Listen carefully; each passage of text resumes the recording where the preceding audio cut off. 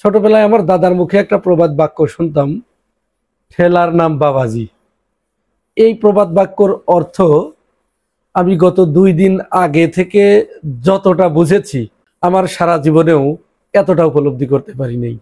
ঠেলায় পড়লে যে মানুষ অনেক কিছু করতে পারে, ক্ষুধা লাগলে যে বাঘে ধান খায়, বিড়াল গাছে ওঠে, এইটা এই সম্প্রতি 2 দিন আগে জামাত আমিরের একটা কঠিন সিদ্ধান্ত থেকে বুঝতে পারলাম।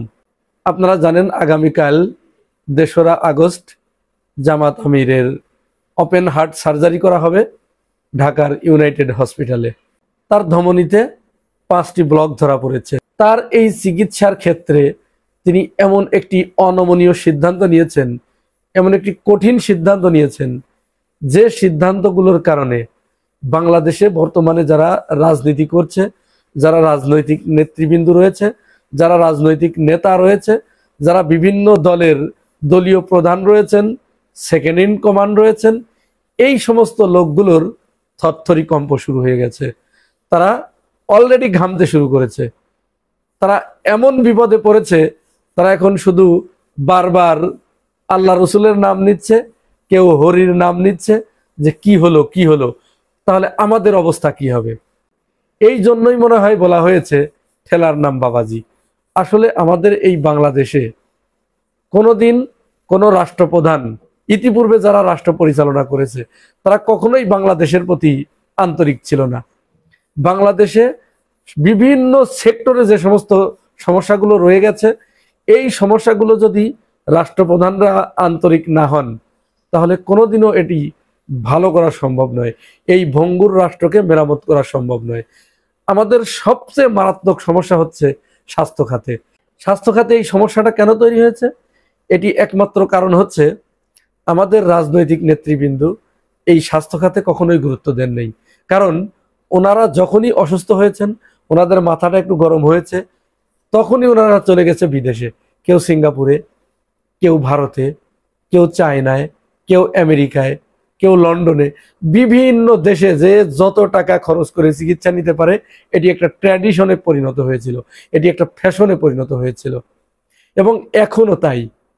যার কারণে বাংলাদেশের এই যারা স্বাস্থ্যমন্ত্রী, যারা স্বাস্থ্য বিভাগে দায়িত্ব পালন করেন, যারা ডাক্তার রয়েছেন, তারা মনে করেন যে আমরা তো শুধুমাত্র গরিবদের জন্য, কারণ গরিবরা তো বাইরে গিয়ে চিকিৎসা নিতে পারে না, তারা অসুস্থ হলে পরেই আমাদের কাছে আসে। তাহলে তাদের মন মানসিকতা, বাংলাদেশের ডাক্তারগুলোর কনফিডেন্স এত লো হয়ে গিয়েছিল, যে এত নিচে নেমে গিয়েছিল, যে তারা ধরেই নিয়েছিল যে এদেশের গরিব মানুষের চিকিৎসা করার দায়িত্বই শুধু আমাদের। সুতরাং এখানে ভালো কিছু করার দরকার নেই। গরিব মানুষ তো গরিবের বউ সবার ভাবি, কেউ বাঁচতে বাঁচলো, মরলে মরলো, তাদের মতো তারা চিকিৎসা দিয়েছে। তার মানে এটি বোঝাতে চাচ্ছি না যে তাদের আন্তরিকতা ছিল না। ডাক্তারদের প্রচন্ড আন্তরিকতা ছিল, ডাক্তারদের আন্তরিকতার কোনো কমতি নেই, কিন্তু তাদের যে জিনিসটির অভাব ছিল, তাদের লজিস্টিক সাপোর্টের অভাব ছিল, তাদের উৎসাহ দেবার লোকের অভাব ছিল, তাদেরকে সামনে এগিয়ে দেবার লোকের অভাব ছিল। কোন রাজনৈতিক নেতৃবৃন্দ যদি সিদ্ধান্ত নিতেন যে না, আমরা বিদেশে চিকিৎসা নিতে যাব না, বাংলাদেশে চিকিৎসা নেব, মনে করেন শেখ হাসিনার তো একটু পাত গরম হলে চলে যেত বিদেশে। সে যদি এই সিদ্ধান্ত না নিয়ে 17 বছর মানুষের উপরে তো কম অত্যাচার করে নেই, কম নির্যাতন করে নেই, কম দুর্নীতি করে নেই, কম লুটপাট করে নেই, তাহলে সে যদি এই সিদ্ধান্ত নিত ঠিক আছে আমি বিদেশে যাব না, আমি বাংলাদেশে চিকিৎসা করব, তখন বাংলাদেশের ডাক্তারগুলোর অবস্থা কি হতো? সর্বনাশ। আমার নেত্রী, বাংলাদেশের প্রধানমন্ত্রী আমার এখানে চিকিৎসা নেবে, সুতরাং যে হসপিটালে যাবে সেই হসপিটালের পরিবেশ তাকে ভালো করতে হতো, সমস্ত সরঞ্জামাদিগুলো তাকে আধুনিকায়ন করতে হতো, ডাক্তারগুলোর কনফিডেন্স বৃদ্ধি পেত যে আমরা আমাদের দেশের প্রধানমন্ত্রীর চিকিৎসা করব। এইভাবে আস্তে আস্তে একজনকে দেখে আরেকজন শিখতো, একজনকে দেখে আরেকজন উৎসাহিত হতো। কিন্তু সেটি তো হয় নাই। অবশেষে আমরা একটি আশার আলো দেখতে পাচ্ছি।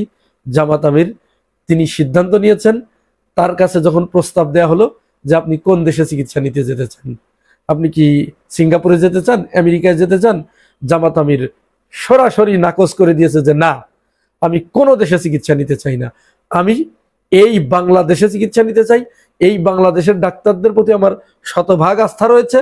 এই ডাক্তাররা যদি আমাকে চিকিৎসা দিতে গিয়ে তারা চেষ্টা করবে, আল্লাহ রাব্বুল আলামিন যদি আমার হায়াত লিখে রাখেন, আমি বেঁচে ফিরবো, না হলে আমি বিদেশে কেন, আমি যদি আসমানে গিয়েও চিকিৎসা নেই তবু আমি ফিরতে পারবো না। সুতরাং তিনি সিদ্ধান্ত নিলেন ঢাকার ইউনাইটেড হসপিটালে তিনি তার ওপেন হার্ট সার্জারি করাবেন। তিনি যখন এই সিদ্ধান্ত নিলেন তখন বাংলাদেশের স্বাস্থ্য বিভাগ নড়ে চড়ে বসলো এবং তারা এতটা উদ্বিগ্ন হয়ে উঠলো যে সর্বনাশ, তাহলে তো আমরা এখন কি করি? এরকম একজন জনপ্রিয় জাতীয় নেতার চিকিৎসা বাংলাদেশে হবে, তিনি বাইরে যাবেন না, তিনি দেশে চিকিৎসা নেবেন। আমার তো সেই লজিস্টিক সাপোর্ট নাই, আমার আধুনিক যন্ত্রপাতি নেই, তাহলে কি হবে এখন? তিনি বেছে বেছে বেছে বেছে তিনি দিলেন ডক্টর জাহাঙ্গীর কবিরকে, কারণ ডক্টর জাহাঙ্গীর কবির সবচেয়ে বড় হৃদরোগ বিশেষজ্ঞ এবং তিনি এর জন্য উপযুক্ত। এই যে জামাত আমির এই সিদ্ধান্ত নিলেন, তার এই সিদ্ধান্ত নেওয়াতে আমি বলেছি যে রাজনৈতিক নেতৃবৃন্দের ভিতরে কাঁপাকাঁপি শুরু হয়েছে, তাদের কপালে ঘাম জমতে শুরু করেছে। কেন?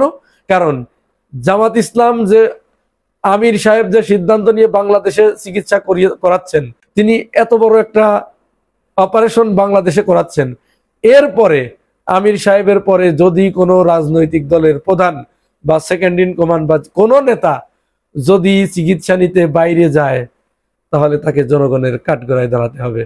জনগণ তাকে একেবারে ছিলে ফেলবে যে জামাত ইসলাম যদি দেশের মাটিতে চিকিৎসা নিতে পারে, দেশের প্রতি তার এত আস্থা থাকতে পারে, দেশের প্রতি তার দেশপ্রেমের মাত্রা এত উন্নত হতে পারে, তাহলে তোমরা কোথাকার কোন হরিদাস পাল? তোমরা বাইরে গিয়ে চিকিৎসা নাও। তাহলে তোমরা যেহেতু বাইরে গিয়ে চিকিৎসা নাও, তোমাদের তো দেশের প্রতি কোনো দরদ নাই, এদেশের প্রতি তোমাদের কোনো দায়বদ্ধতা নাই, ডাক্তারদের প্রতি তোমাদের ভরসা নাই, এদেশের চিকিৎসা সেবার প্রতি তোমাদের কোনো আস্থা নাই। সুতরাং তোমরা যেখানে গিয়ে চিকিৎসা নিচ্ছ সেখানে গিয়েই তোমরা রাজনীতি করো, তোমাদের আর বাংলাদেশে রাজনীতি করার দরকার নাই, আমরা আর তোমাদের আজ থেকে বয়কট করলাম, ভোট দিব না। অবস্থাটা কি হবে চিন্তা করতে পেরেছেন?